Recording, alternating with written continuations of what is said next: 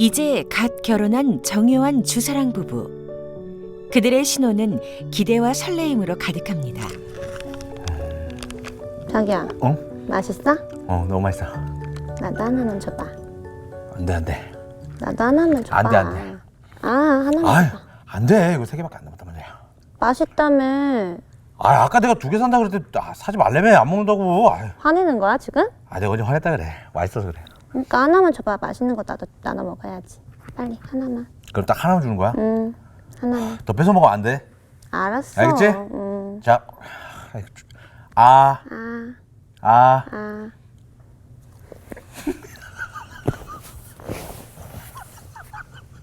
웃겨?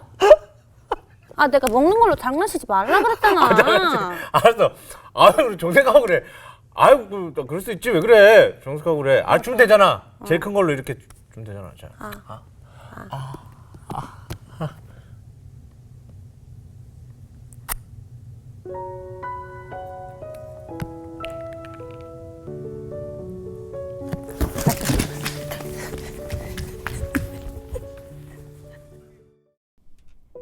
결혼 후 5년. 그들은 이렇게 바뀌었습니다.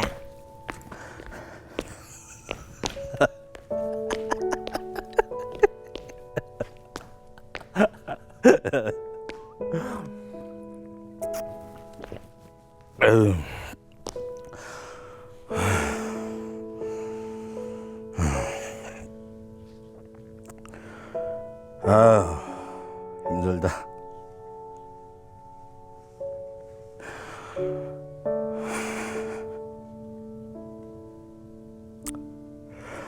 내가 사는 게 쉬워 보이냐?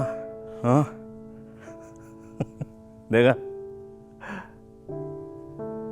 내가 사는 게 쉬워 보여?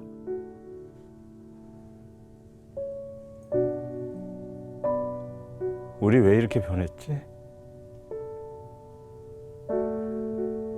우리 왜 이렇게 변한 거냐?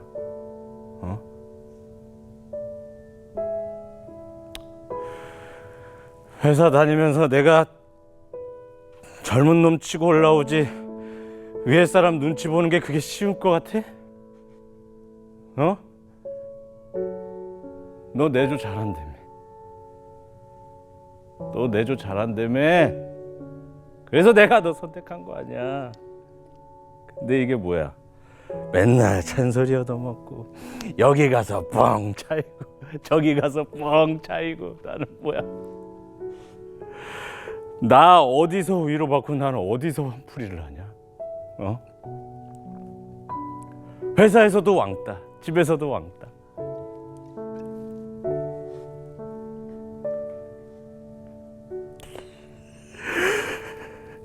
나는 어디 가서 이런 얘기를 하냐고. 나는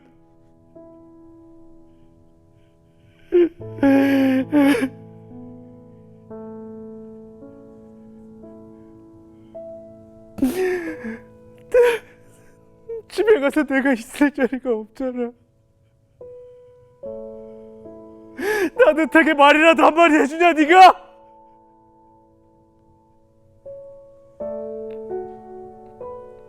너 맨날 나한테 얘기하지. 술 좀 그만 마셔라. 술 좀 그만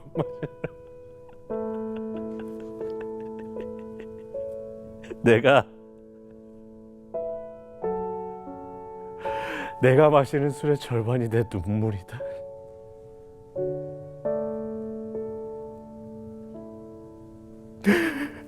내 눈물이야. 우리 왜 이렇게 된 거야? 우리 이러지 않았잖아.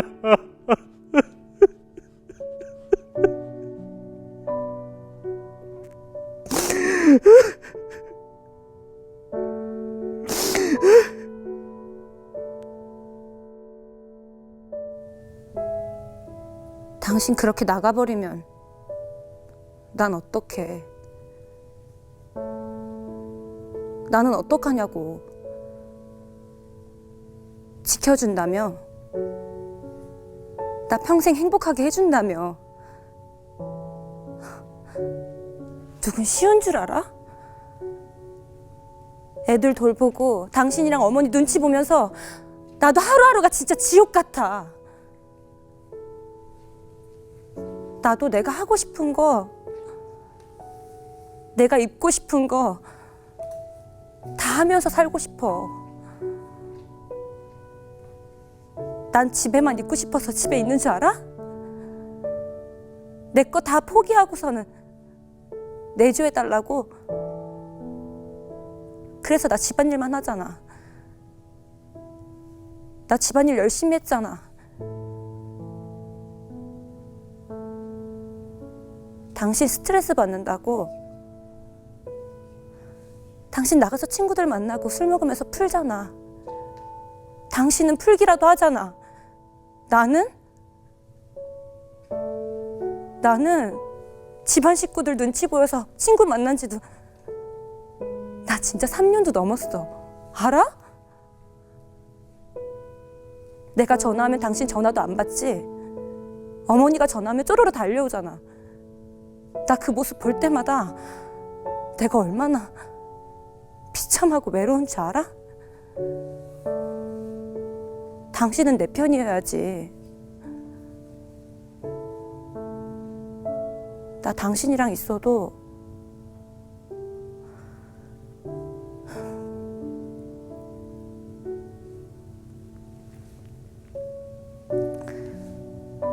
나 너무 외로워. 내가 결혼을 왜 했나 싶다.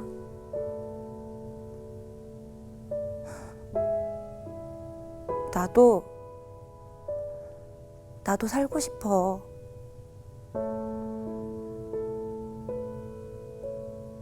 나도 예전처럼 당신이랑 행복하게 살고 싶어.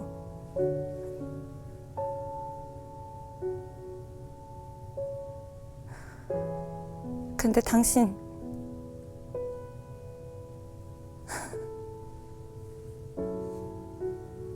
내가 변했다고.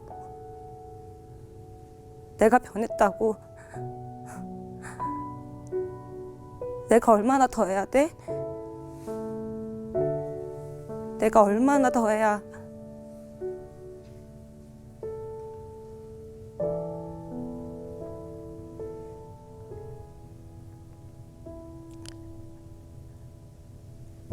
당신 어머니랑 살아. 나는 당신 아는데 당신은 어머니 남편 같아.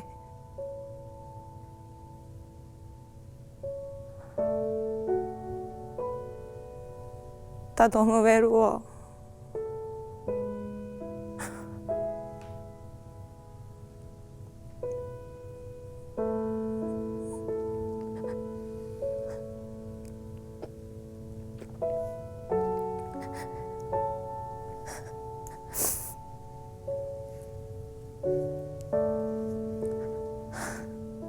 그만하자.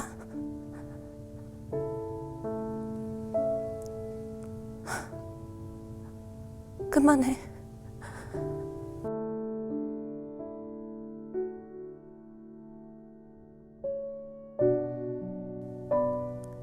나 더 이상 못하겠어. 나 더 못하겠어. 내가 헌신해도 알아주는 이 하나도 없잖아. 내가 왜 다 해야 돼?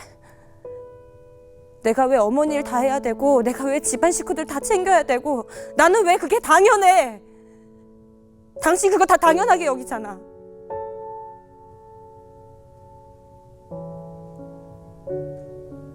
내 헌신은, 내 인생은 어디 갔는데?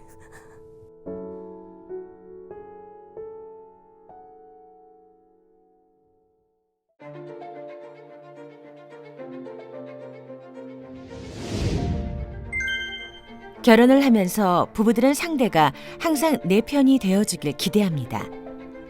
하지만 내 편, 위로자, 협력자가 되지 못하는 게 현실입니다.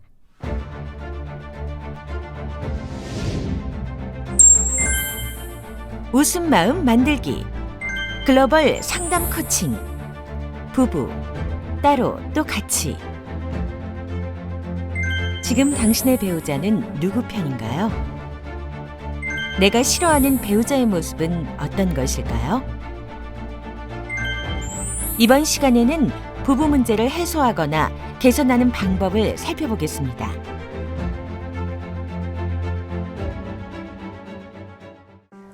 부부의 문제는요, 여러 주제를 가지고 이야기 나눠도 끝없는 것이 부부의 문제인 것 같아요. 부부들이 주로 호소하는 것들이 무엇일까요? 내가 돈 버는 기계인 줄 아느냐. 우리 남편은 나를 무시한다. 우리 남편은 내 편이 아니라 시어머니 편이다. 우리 아내는 한 번도 내 마음을 알아주거나 위로해주는 적이 없다. 자식밖에 모른다. 뭐 이런 이야기들이 부부들이 하는 많은 호소 중에 한 가지들인 것 같습니다.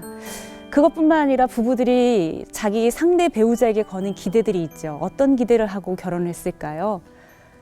내 편이 되어줄 거야. 나를 돌봐주는 사람이 될 거야. 그리고 나의 친구가 되어줄 거야.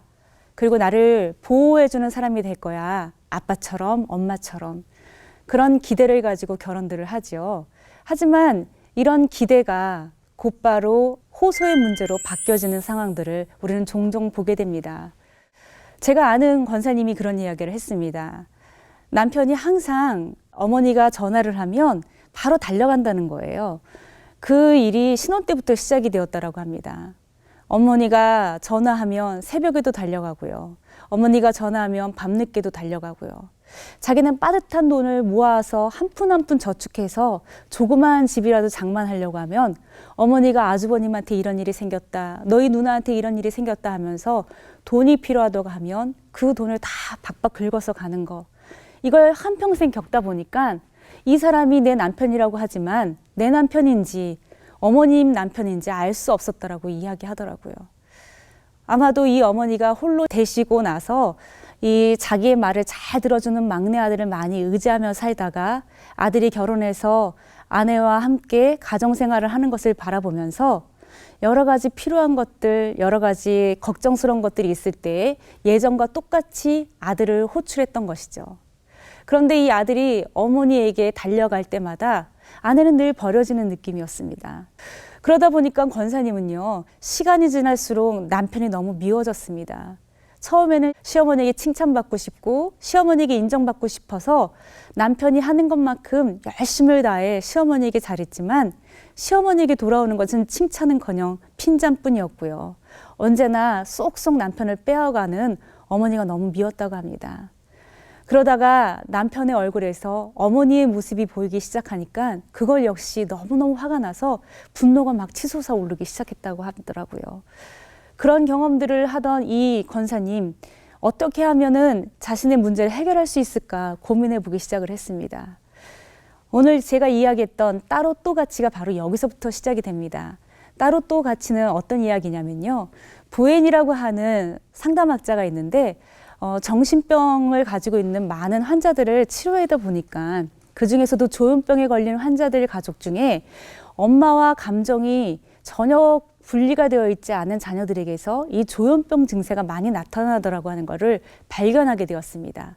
그래서 개인의 문제는 한 사람의 문제가 아니라 이 가족을 아우르고 있는 가족 전체의 문제라고 하는 것을 발견한 사람이 바로 머레이 보웬이라고 하는 사람이거든요. 머레이 보웬은요, 우리 마음 가운데 있는 정서와 그리고 우리의 생각을 지배하고 있는 인지에 있어서 잘 분화되어져서 가족들이 서로 구별자로서 그리고 서로 연합체로서 이 균형을 잘 맞추는 것이 매우 중요하다고 강조하고 있습니다. 여러분들 가정은 어떠십니까? 여러분 가정은 남편과 아내 그리고 자녀와 부모 사이에 이 개별성과 연합성이 잘 구별되어 있고 균형 잡혀져 있나요? 어느 가족은요, 가족이라고 하면 무조건 뭉쳐야지 되고 무조건 헌신해야 된다고 생각을 하죠. 그러나 또 어느 가족은 너무나 개별화되어 있어서 가족 구성원이 어떤 문제를 겪고 아픔을 겪어도 그 아픔에 대해서 특별히 위로해주지 못할 때가 많습니다. 이게 바로 개별성과 연합성을 잘 구별하지 못하거나 또는 개별성과 연합성이 잘 균형 잡히지 못하는 가족들의 모습입니다. 아까 그 권사님의 이야기로 한번 돌아가 볼까요? 그 권사님의 가정은 어떻습니까? 남편과 시어머니가 이 개별성이 사라지고 너무나 융합되어져 있는 상태로 살아가고 있는 것이죠. 홀로 된 우리 엄마가 고생하는 것이 너무 마음 아파서 효도하는 아들이지만 어머니가 결혼한 아들을 놓아주지 못하고 있고 찰떡 붙어 있는 이 융합의 관계, 이게 바로 함께 살아가지만 구별자로서, 개별자로서를 균형 잡혀가지 못하는 모습이죠. 그런데요, 우리 권사님이 놀라운 것을 발견했다고 합니다. 자기는 자기 남편하고 시어머니만 그런 줄 알았대요. 그런데 자기가 어느 날 빨래를 하고 빨래를 이렇게 널고 있는데 갑자기 20살 된 자기 아들이 벌떡 방에서 일어나서 나와갖고 빨래를 같이 널어주더라는 거예요. 여기까지는 굉장히 흐뭇한 이야기지 않습니까?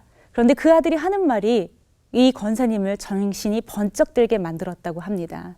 엄마, 아빠가 또 엄마 안 도와주고 나갔구나 라고 이야기하면서 아들이 엄마의 빨래를 이렇게 널어주는데요. 그 이야기를 들으면서 우리 권사님이 어떤 생각을 했냐면 나는 절대로 우리 어머니처럼 되지 않을 거야 라고 생각했는데 자기가 자기 아들을 자기 남편처럼 만들고 있구나라고 하는 것을 깨달았다라고 하는 것이죠. 이걸 깨달은 이 권사님은요, 아들에게 이야기했다고 합니다. 얘 고마운데 엄마가 이건 할 거야. 그러니까 넌 들어가도 돼 라고 이야기했다는 것이죠. 권사님이 이렇게 말한 이야기가 왜 중요할까요? 바로 사람들은요, 그냥 자기 혼자 개별자로서 서서 자기 마음에 있는 욕구가 무엇인지, 자기의 생각이 무엇인지를 관찰하고 성찰할 수 있는 힘을 망각할 때에 분화가 되지 못한 상태로 살아간다라고 하는 것이죠. 권사님은 그제서야 깨달았습니다. 내가 남편에게 기대했던 것들이 무엇인가, 그리고 그 기대가 채워지지 않는 것을 우리 아들에게 덧입혀 놓고 있었구나. 이것을 분리해야지라고 하는 것을 깨닫기 시작하면서 이 가정에는 조그마한 변화가 일어나기 시작합니다. 즉 남편이 시어머니를 닮았기 때문에 어머니하고 똑같아 라고 씌워놓았던 이 인지의 왜곡이 이렇게 서서히 벗어나기 시작을 했다라고 합니다. 남편은 어머니와 닮은 모습도 있지만 남편은 어머니가 아니죠. 남편은 어머니를 사랑하고 염려하는 사람이지만 남편은 어머니가 아니라는 것. 그리고 자기가 남편에게 받고 싶었던 것은 사랑과 관심이었는데 그 사랑과 관심을 달라고 명확하게 말하기는커녕 계속 남편이 못하는 것만 지적하고 타박하면서 남편을 자꾸만 밖으로 밀어내고 있었던 자기 자신을 발견했다라고 하는 것입니다. 이 놀라운 변화로 인해서 이 가정 가운데에 재미있는 일들이 일어나기 시작합니다. 어느 날 돌아온 남편이 이렇게 햇빛을 그을린 얼굴을 마사지를 해주게 되었대요. 그러면서 눈을 감고 있는 남편의 얼굴을 보니까 시어머니의 모습이 그대로 드러나더라는 것이죠. 그래서 그날 이야기했답니다. 여보, 당신 이렇게 눈 감고 있으니까 정말 어머니 많이 닮았다. 그랬더니 남편이 눈을 동그랗게 뜨고 뭐? 그럼 나 밉겠네? 라고 남편이 얘기하더라는 거예요. 그런데 우리 권사님이 이야기했답니다. 아니, 이제 나 어머니 원망하지 않아. 그렇게 예전처럼 밉지도 않아. 그리고 나서 두 부부 사이에 침묵이 지속되었지만 서로 마음 가운데 있었던 오해와 원망이 조금씩 사그라드는 것을 경험했다고 합니다. 여러분의 가족에 비추어 볼 때 우리 가족은 어떤 모습을 가지고 있을까? 부인이 이야기하는 것처럼 개별성과 연합성을 잘 구별하지 못하고 균형 잡혀 있지 못한 가족들은요, 가정 내에 동일한 패턴들이 있다라고 하는 겁니다. 여러분 한번 집에서 가계도 한번 그려보세요. 남자는 네모로, 여자는 동그라미로. 그래서 여러분의 부모님 때와 그리고 여러분의 자식 때까지 가계도를 이렇게 그려보시고요. 그 안에서 나하고 우리 엄마, 나하고 우리 아버지의 관계는 어떠했는지, 우리 아버지와 우리 엄마의 관계는 어떠했는지, 그리고 지금 나와 내 남편 사이의 관계는 어떤지, 그리고 우리 아이들과 나와의 관계, 우리 아이들과 나의 배우자의 관계는 어떠한지를 한번 이렇게 손으로 적어보세요. 그러면 그 안에서 패턴이 보일 겁니다. 즉, 도망치는 자와 해결하려고 드는 사람, 그리고 싸우려고 하는 사람과 얼어붙는 사람들, 배우자의 이 패턴이 여지없이 자기 자녀와의 관계 속에서도 드러나게 될 겁니다. 그러면 그걸 발견하면 어떻게 하면 될까요? 그때부터는 나를 지배하고 있었던 잘못된 생각들을 고쳐나가는 겁니다. 어떤 생각들이 잘못된 생각일까요? 첫 번째로는요, 당위성의 사고입니다. 남편이라면 이러해야지 돼. 나를 사랑한다면 이렇게 해야지. 라고 하는 것이 바로 당위적 사고라고 이야기하는데요. 그런 당위적인 사고가 우리를 너무나도 경직되게 만들거든요. 두 번째로는요, 어떤 사고에 문제가 있냐면 극단적으로 결론을 내려버리는 사고의 방식입니다. 아, 이렇게 살 바에는 이혼하는 게 나아. 이렇게 하는 걸 보니까 저 사람은 날 무시하는 거야. 라고 하는 이 극단적인 사고로 인해서 사람들은 더 많은 관계의 풍성함을 자꾸만 거두어내버릴 때가 많습니다. 세 번째 인지 왜곡은 과도한 일반화입니다. 즉, 몇 가지 되지 않은 경험들을 전체로 다 확장해서 해석하는 것을 말하는 겁니다. 오늘 우리 남편이 이러이러한 일을 했어. 이런 걸 보니까 이 사람은 틀림없이 나를 무시하는 거야. 또는 우리 시어머니 편밖에 들지 않아. 라고 생각하는 것 자체가 과도한 일반화에 오르라고 하는 것이죠. 네 번째로는요, 인지적인 협착입니다. 너무나도 협소하게 인지하기 때문에 주변에서 일어나는 일들을 상황과 맥락 속에서 해석하지 못하고 자신이 보는 방식대로만 해석하는 경우들이 많죠. 사실 우리 많은 그리스도인들이 믿음의 이름으로 이런 오류들을 범할 때가 참 많습니다. 제가 아는 분은 그런 경험을 이야기하더라고요. 아들이 그날따라 말을 듣지 않았는데 너 이렇게 말 안 들으면 하나님이 벌 주실 거야 라고 이야기를 했다는 거예요. 그런데 아들이 집을 나가서 학교를 가다가 그만 이 돌불에 걸려서 넘어져서 안경이 깨져가지고 엄마에게 울면서 전화를 했는데 엄마는 바로 이야기했다는 겁니다. 거봐, 하나님이 너 엄마 말 안 들으니까 경고하는 거야 라고 해석했다는 것이죠. 이런 인지의 오류들이 우리의 관계들을 자꾸만 망치고요. 그리고 자꾸 자기 중심적인 사고로 우리를 이끌고 가기 때문에 부부간의 의사소통이 일어나지 않고요. 부부간에 제대로 된 정서의 분화가 일어나지 못하게 만드는 중요한 요소가 되기도 합니다. 이제 우리가 가지고 있는 이 가족 안의 패턴들을 바라보고요. 또 우리가 갖고 있는 잘못된 인지의 습관들을 바라보고요. 그리고 그 안에서 희생양을 만들고 있다라고 하는 것 또한 깨달아 알아가야지 됩니다. 이제 하나님께서는 우리 가족에게 어떤 말씀을 주실까요? 우리 부부에게 하나님께서는 어떤 것을 이야기해 주시고 싶어 하실까요? 저는 특별히 우리 여성들이 조금 더 달라진 시각들을 갖기를 바랍니다. 그동안에 여성들은 자기를 드러내고 자기의 장기를 발견하고 그리고 그것을 말하는 것에 대해서 금기시해 왔습니다. 그러나 이제 우리는 자기 자신을 수동적인 존재로만 인식하는 것이 아니라 주체성을 갖고 있는 여성으로서 자기를 인식하고 해석할 필요가 있습니다. 무슨 말이냐면요. 남편이 당연히 날 돌봐줘야 돼. 남편이라면 내 편이어야지. 남편이라면 든든하게 버팀목이 되어야 되는 거 아니야? 라고 했던 기존의 생각들로부터 우리가 치료자가 되어주고 우리가 돌보는 사람이 되어줄 수 있고 우리가 사랑을 나누어주는 선지자 역할을 먼저 해볼 수 있다라고 하는 것이죠.